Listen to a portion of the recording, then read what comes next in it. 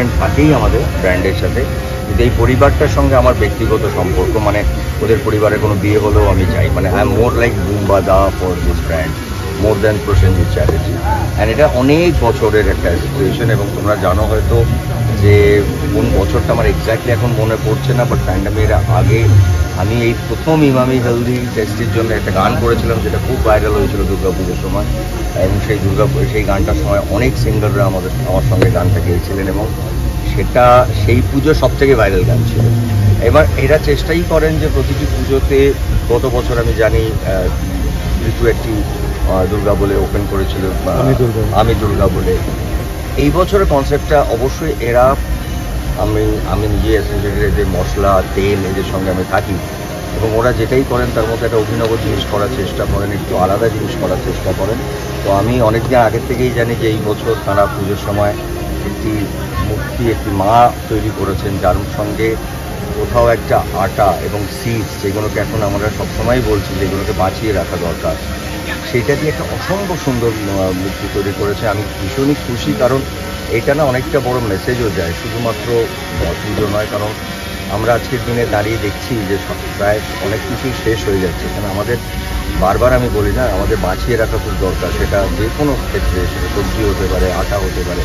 এবং এই যে মার মূর্তিটা এখন আমরা দেখতে পাচ্ছি, তার ভেতরে সিডসগুলো আছে, যে সিডসগুলো হয়তো পরবর্তীকালে ভাসানের পরে ওনারা চান কিংবা মিট থেকে, এবং খুবই ভালো একটা পরিকল্পনা যে সেইগুলোকে বাঁচিয়ে রেখে যদি কোথাওগুলোকে লাগানো যায়, মানে এটাকে যদি, তাহলে কি ওখান থেকে আবার সিড তৈরি হবে, এটা খুব ইম্পর্টেন্ট। কারণ এবং এই পুরো প্রচেষ্টার সঙ্গে আমি আছি, এবং এই আটা এখন হয়ে গেছি কি, আমি এন্টায়ার ইমামি হেলদি টেস্টি যেটাই আছে ওদের পুরো ব্র্যান্ডটার সঙ্গে আমি জড়িয়ে গেছি।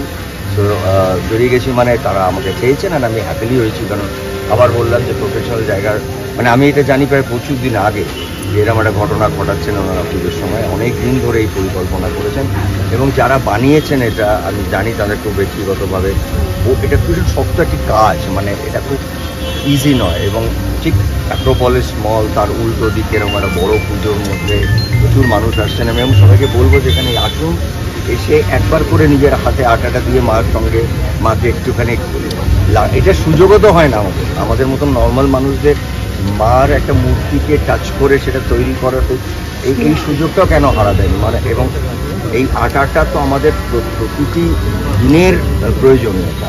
তো আমার কাছে মনে হয়েছে এটা অসম্ভব ভালো একটা ইনিশিয়েটিভ। এবং ইমামি হেলদি টেস্টি আগে শুধু মশলাতে ছিলেন, তেলে ছিলেন, এবারে তারা আটা নিয়ে আসছেন, এবং আরও প্রোডাক্ট। মানে আমি আলটিমেটলি একটা কথা সেদিন মজা করে বলেছি যে এবারে আমি সিনেমা করলে একটা বাবুর্চির রোল করবো, যেখানে এই আমার ছবি, কারণ আই কমপ্লিটলি একটা কিচেনে যা যা থাকা দরকার প্রায় সবটারই ব্র্যান্ডিং করছি, but I am very happy.